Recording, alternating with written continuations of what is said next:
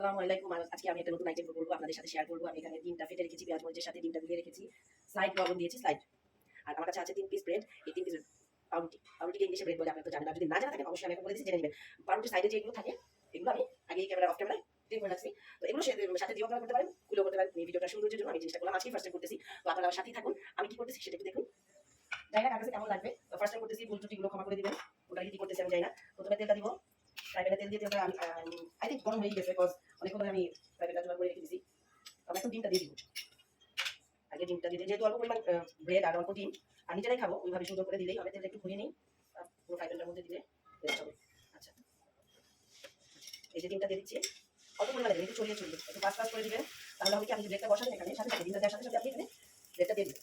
Bread দেওয়ার পরে এই যে এখানে যে সাইডে ছড়িয়ে গেল না, এই ছড়ানো আইটেমটা থাকুক, কীভাবে আমি জানি না। আমি ডিমটা বসিয়ে দিলাম, তারপর এটার পরে এই ব্রেডটা আবার বসিয়ে দিলাম। বসিয়ে দিয়ে যেহেতু নিচে ব্রেডটা আছে, ব্রেডটা একটু হতে থাকে তেলের মধ্যে একটু হোক। দেন আমরা দেখি কি হচ্ছে। এই ব্রেডটাকে আমরা এখানে উঠে দিতে পারবো না, পারতেছি না। ফাইন, যেহেতু আমরাই খাবো আর এখানে আমরা একটু, যেমন আমরা বাটার ইউজ করি বা নসিলা জেলি আমরা খাই, ওইভাবে একটু মাখা মাখা করে দিয়ে দিই। দিয়ে দেন এটাকে উঠিয়ে দিই। গুড। তবে এই জিনিসগুলো খেতে একটু তেলটা বেশি লাগে। তেলটা না হলে হয় কি, ভাজাটা সুন্দর দেখা না, কেউ স্বাদ লাগে না। আমি সাইডে আরেকটুখানি তেলটা দিয়ে দিচ্ছি, ভাজাটা ভালো হবে। আমার মনে হচ্ছে ভাজাটা ভালোই হবে, আমি জানি না, প্রথমবার করতেছি, নিজের রেসিপি, নিজের ইচ্ছা থেকে করতেছি। বসেছিলাম সন্ধ্যায় একটু কি করা যায় কি খাওয়া যায়, তো দেখলাম যে ব্রেড আছে, ব্রেড দিয়ে দুইটা ডিম এটা একসাথে করে দিলাম। এভাবে মানে শুধু শুধু রুটি টোস্ট করেও খাওয়া যেত, ডিম ভেজে রেখে ব্রেড দিয়েও খাওয়া যেত। একসাথে তেলে দিয়ে একটুখানি করলাম, একটা আইটেমও হইলো। খারাপ কি, দেখতে তো খারাপ লাগতেছে না, ভালোই লাগতেছে। আপনাদের কাছে কেমন লাগতেছে আমি তো জানি না, তো অবশ্যই আমাকে জানাবেন।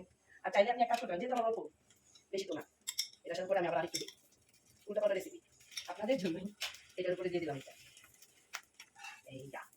তারপরে সাইডে এই ডিমটুকু দিয়ে দিই, যেহেতু 3 পিস দিয়ে দিলাম। এই ব্রেডটাকে আমি বসাই দিলাম এটার উপরে, পুরো স্যান্ডউইচ, এগ স্যান্ডউইচ হয়ে যাবে, এগ স্যান্ডউইচ হয়ে যাবে। এবার আর একটু তেলের দরকার। আমি জানি আপনাদের কাছে হয়তো ভিডিওটা ভালো লাগবে না, তা কোনো কিছু করার নাই। আমি তো শেফ না, কিছুই না, জাস্ট নিজের ভালো লাগা থেকে জিনিসটা করলাম। দেখি কাছ থেকে দেখাই ডিমের লুকটা সুন্দর হয়েছে, আমি চোখে আমি দেখতেছি ভালোই। Wow, that's great look.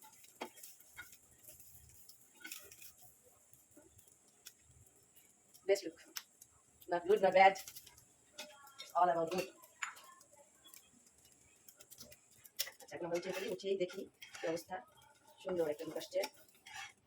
এই হয়ে গেল, হয়ে গেল আমার সন্ধ্যার নাস্তা রেডি হয়ে গেল। এগ স্যান্ডউইচ সাথে আরেকটা কি, যেহেতু শশা আছে এটার ভিতরে দেওয়া যায় না, আপনি খালি এখানে নিয়ে সাজাবেন এভাবে। কিছু শশা ছিল কেটে রাখছিলাম, চতুর্দিকে একটু সাজিয়ে গুছিয়ে দিয়ে সবার সাথে মিশে বসে একদম, মানে ব্রেডের পরিমাণ বেশি থাকলে, ডিমও বেশি থাকলে আপনারা এভাবে সুন্দর একটা নাস্তা রেডি করলেন। গেস্ট আসলে গেস্টের সামনে দিলেন। হ্যাঁ, হয়তো আমি আজকে প্রথমবার করছি, দেখতে একটু খারাপ লাগতেছে জিনিসটা, তবে আই থিঙ্ক কতটা খারাপ লাগতেছে না, যতটা নিজে নিজেকে খারাপ বলতেছি। সবার কাছে কেমন লাগলো অবশ্যই কমেন্ট করে জানাবেন। টাটা, বাই বাই, আল্লাহ হাফেজ।